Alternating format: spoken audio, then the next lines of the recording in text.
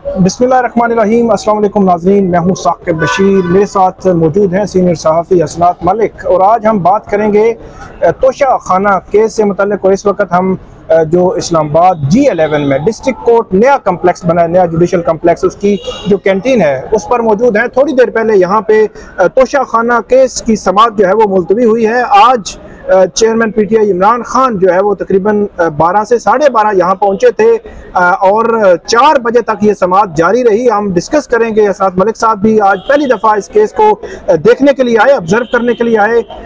और आज की समाअत का लुब्बे लुबाब ये है कि बहुत कोशिशों के बाद, बड़ी मेहनत के बाद, अगरचे अदालत ने बहुत कुछ लिख दिया इनके हवाले से, जो इमरान खान है और उनके वकील के हवाले से, लेकिन अदालत ने आखिरी मोहलत दे दी है कि कल सुबह 9 बजे 342 की जो स्टेटमेंट है वो इमरान खान को ये हुक्म दिया गया है कि कल सुबह 9 बजे आप आएंगे और 342 की स्टेटमेंट जो है वो देंगे।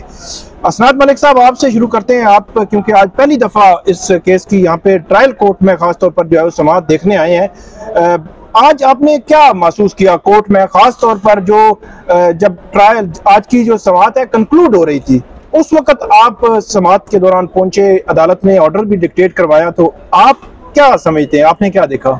जी साकिब, एक तो जो चीज हम पहले दिन से कह रहे थे, दो चीजें, वक्त कम, मुकाबला सख्त, और आखिरी hope supreme court, chief justice Umar Ata Bandial, Imran Khan. और ये बड़े लकी हैं इमरान खान के, उनको अभी भी सुप्रीम कोर्ट और चीफ जस्टिस से उम्मीद है, क्योंकि शरीफ फैमिली को उस वक्त नहीं थी, पूरा सिस्टम ही खिलाफ था। इस वक्त वह है कि सुप्रीम कोर्ट। आज जो मैंने देखा, मुझे थोड़ा सा एक है कि लगा कि जो ट्रायल कोर्ट के जज हैं हुमायूं दिलावर, बड़े कॉन्फिडेंट, मैंने शायद ही इतने बड़े इंपॉर्टेंट केस में कॉन्फिडेंट तरीके से प्रोसीडिंग किसी जज को नहीं देखा।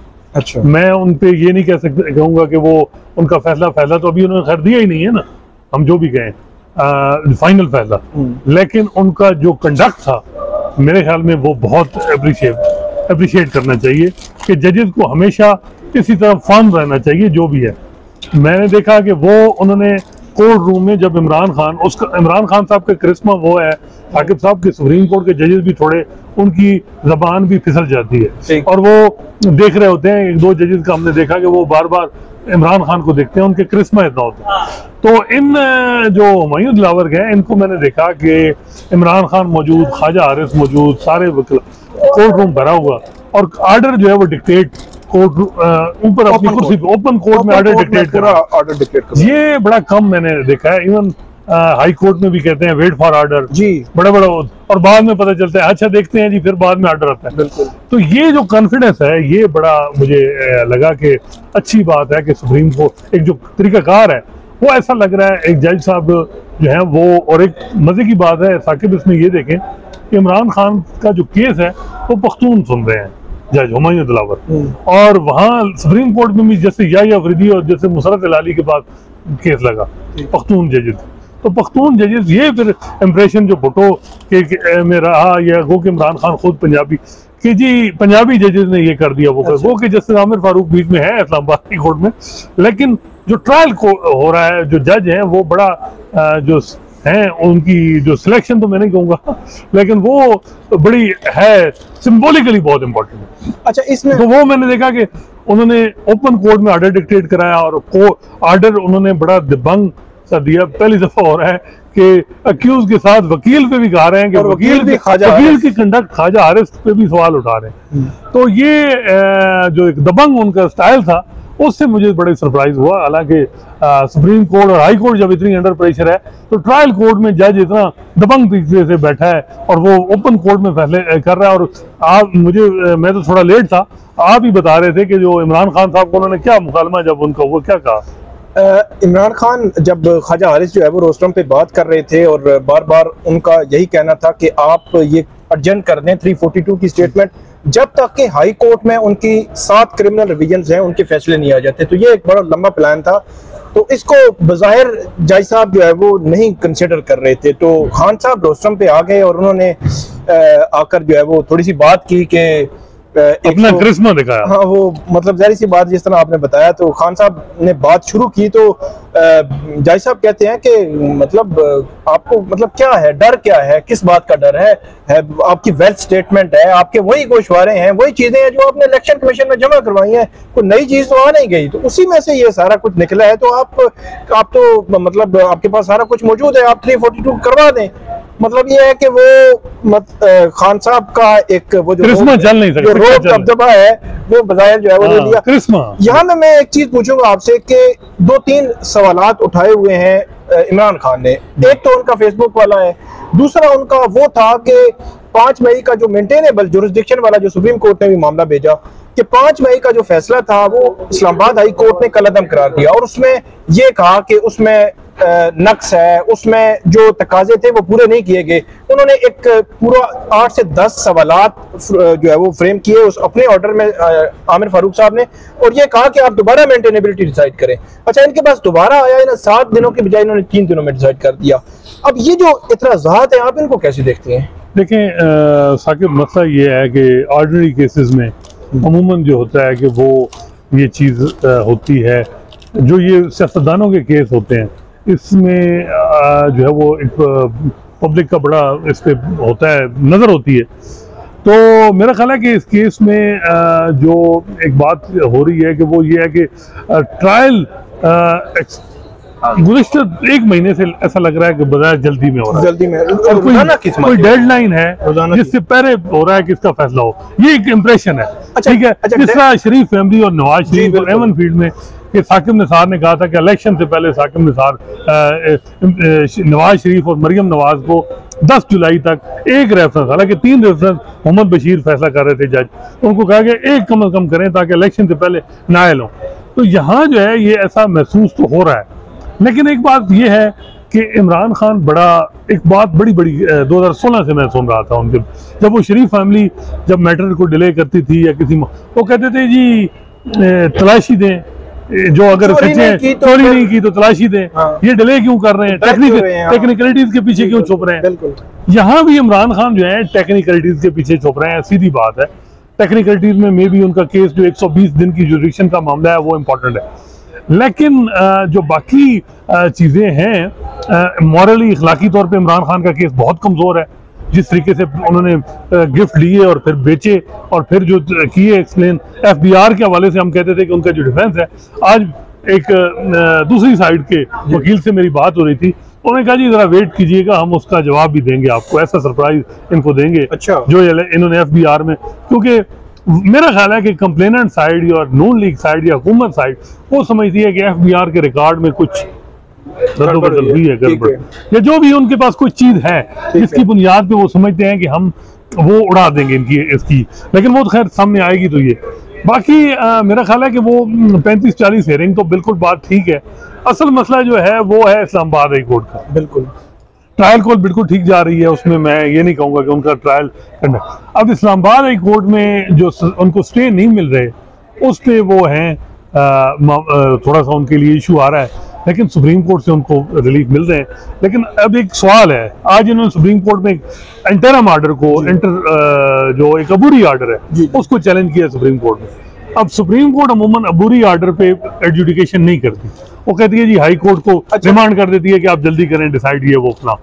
अब इस मामले में इमरान खान को ये जो सहूलत है, उनका केस नंबर भी लग गया और बताया जा रहा है कि इमरान खान के वकीलों की मुलाकात तो नहीं हुई, लेकिन कोर्ट रूम के अंदर कोई उनकी चीफ जस्टिस साहब को रिक्वेस्ट की है, तो उन्होंने कहा जी अर्ली हियरिंग की दरख्वास्त है जो तरीकाकार होता है। तो ये एक चीज है कि डिले उधर से भी हो रहा है, इमरान खान अननेसेसरी डिले भी कर रहे हैं, और दूसरी साइड पे दबाव है कि कुछ सर्टन डेडलाइन के मुताबिक चाहा जा रहा है कि इसका फैसला हो इस केस का। और केस का फैसला ऑब्वियस ये बात है कि डिफेंस है नहीं, डिफेंस ऑलरेडी अली जफर साहब ने इलेक्शन कमीशन में डिस्क्लोज कर दिया है इमरान खान का। और मेरा ख्याल है कि यही हमाकत होती है शरीफ फैमिली और इमरान खान को, इनको ये जो है सीखना चाहिए इनसे, फारूक नाइक से, क्योंकि आपको पता है कि फेक अकाउंट का केस है 90 अरब का या कितने 50, उसमें अभी तक आपको कोई जरदारी साहब का कहीं डिफेंस नजर आया? नहीं, बिल्कुल नहीं। शरीफ फैमिली के पास तो पनामा का केस लगा, पहले दिन ही कतरी लेटर दे दिया, बिल्कुल। और बाद में कहते हैं जी खोसा साहब ने ये कर दिया वो कर दिया। भाई कतरी लेटर आपको किस वकील ने कहा था कि जी ये जो है वो केस बनाए ही शरीफ फैमिली के खुद वकला ने, जब ऐसे डॉक्यूमेंट दिए जिनकी बुनियाद पे उन्होंने उन डॉक्यूमेंट को खंगाल, अगर वो चीज ना देते तो सुप्रीम कोर्ट के पास तो कुछ भी नहीं था कि वो उसको नैल कर। यहाँ भी ये हुआ है कि अली जफर साहब ने जो इलेक्शन कमीशन में सारा रिकॉर्ड रख दिया, और वो इस तरह रखा है, मैं नहीं कहता कि वो किस तरह, वो ट्रायल कोर्ट के तो वकील है नहीं। अब ख्वाजा आरिफ को बहुत से लोग कह रहे हैं कि जी ख्वाजा आरिफ के पास केस तब आता है जब, यानी वो हर केस में जो नैल करवा के जाते हैं जी, पहले जिस नवाज शरीफ को किया गया। अब जो मेन डिफेंस है वो डिस्क्लोज कर दिया गया है अली जफर ने इलेक्शन कमीशन के सामने पिछले साल। अब ख्वाजा आरिफ उस डिफेंस से मुकर तो नहीं सकते, तो ये मसला उनके लिए बड़े चैलेंजेस हैं इमरान खान के लिए। बाकी जो आपकी बात सवाल की जी जल्दी हो रही हैं चीजें, मेरा ख्याल है कि ट्रायल कोर्ट अपने हिसाब से ठीक जा रही है, उसका कोई इतना बड़ा इशू नहीं है। ट्रायल कोर्ट डेडलाइन वो ये है कि वो जो असल इशू आ रहा है वो आ रहा है कि इस्लामाबाद हाई कोर्ट में उनकी जो रिवीजन जो जुरिडिक्शन पे एप्लीकेशन है, पिटीशन है, वो मेरा ख्याल है कि वो डिसाइड होनी जरूरी है। उस अगर वो डिसाइड जुरिडिक्शन का मैटर नहीं होगा और इमरान खान को नैल करा दिया गया तो वो इस बात को बड़ा जो है वो लेंगे, क्योंकि जस्टिस याही अफरीदी ने एक, आपको याद है, उन्होंने वर्बल ऑब्जर्वेशन दी थी कि जुरिडिक्शन का मामला जब भी आता है वो पहले डिसाइड होता है।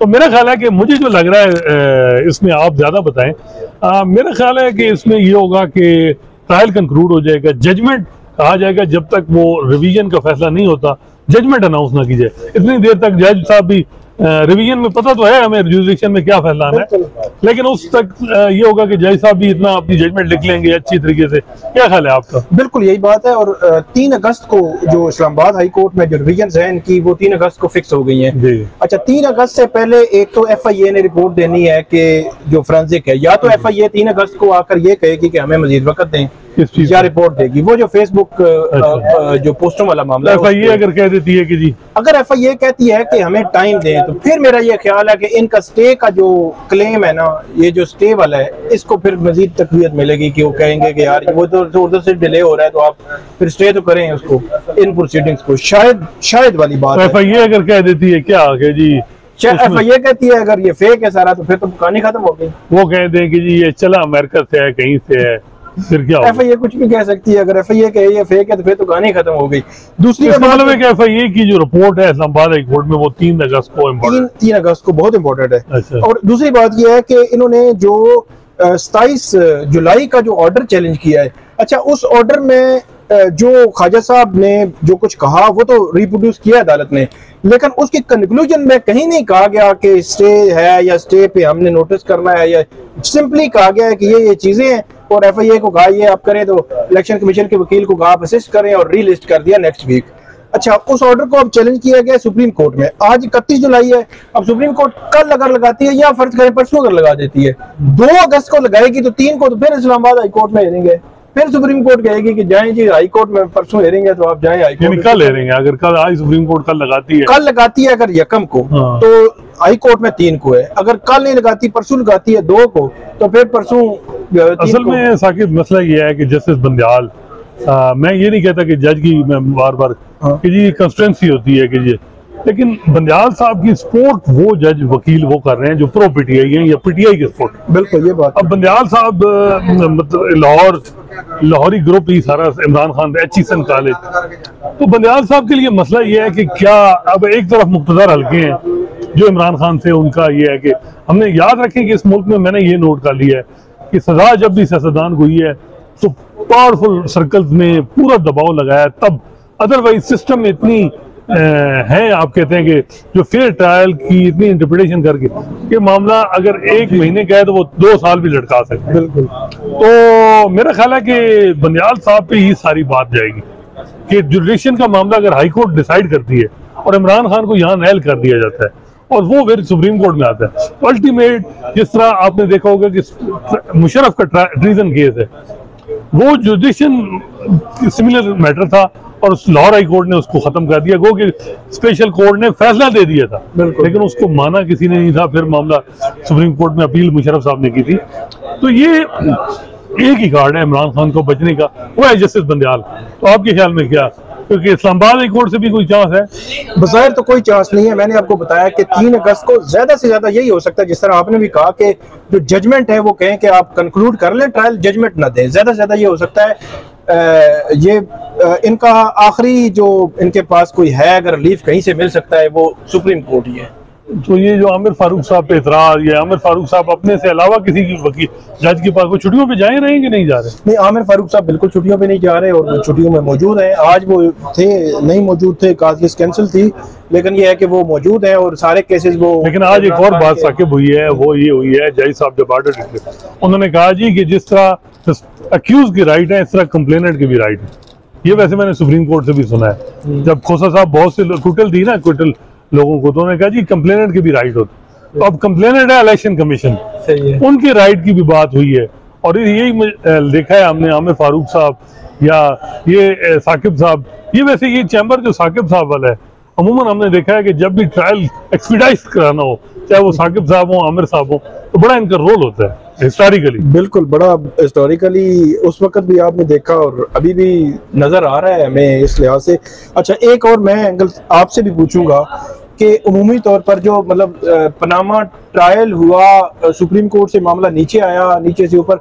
अच्छा, अब मसला ये है कि जो उस वक्त जो साबिक वज़ीर आज़म नवाज शरीफ है उनको सजा दी गई। अच्छा, जिन्होंने सजा पीछे रह के दिलवाई, वो तो अब लोग कहीं ना कहीं किरदार आते हैं नजर, या उनका नाम लिया जाता है, लेकिन कम नाम लिया जाता है। लेकिन जो जलालत है, जो बात की जाती है, वो हमेशा जजेस के हवाले से, जुडिशरी के हवाले से। तो इस एंगल को आप कैसे देखते हैं कि ये देखें, बात यह है कि जुडिशरी हमेशा अपनी गलतियों को रेटिफाइड करती है। वो चाहे वो 10 साल बाद करे, चाहे 20 साल बाद, चाहे बंदा जुल्फ़िकार अली भुट्टो की फांसी होगी बाद में कहा गया, तो ये तारीख में चीजें जो है वो बाद में आत हो जाती हैं। यही मामला है। और मेरा ख्याल है कि इमरान खान साहब को मे भी अब नाअहली हो जाए, लेकिन जब सेकंड राउंड होगा अपील का, जब इस्लामाबाद हाई कोर्ट में जाएंगे वो, और मे भी आमिर फारूक साहब पे ये आए कि आपने पहले मैटर सुना हुआ है, तो अब आप अपील ना सुने हैं और किसी और मामले मैटर में अगर उनके अलावा किसी बेंच में गया, सस्पेंड तो हो जाएगी सजा, लेकिन कन्विक्शन तो बरकरार रहेगी, वो इलेक्शन नहीं लड़ सकेंगे।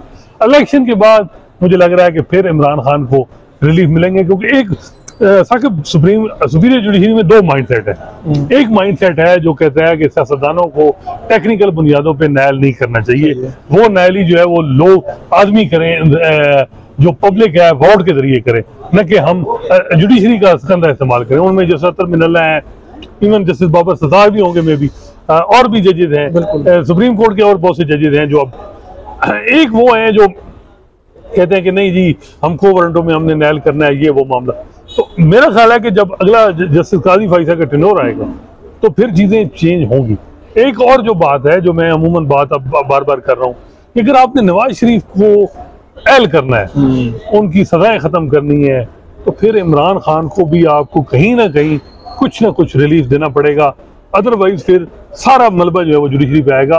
क्योंकि ये मैं ये नहीं कहता कि वो केस क्या क्या, अल्टीमेट फिर ये होगा कि जिस तरह अमूमन हम देखते हैं कि आप इधर करें तो फिर वहां भी रिलीफ देने पड़ते हैं। तो फिर भी, लेकिन इमरान खान जो बातें करते थे आज उससे हटके वो चीजें चला रहे हैं, अब वो तलाशी खुद नहीं दे रहे, और मेरा ख्याल है कि मेरिट में उनका केस बहुत कमजोर है।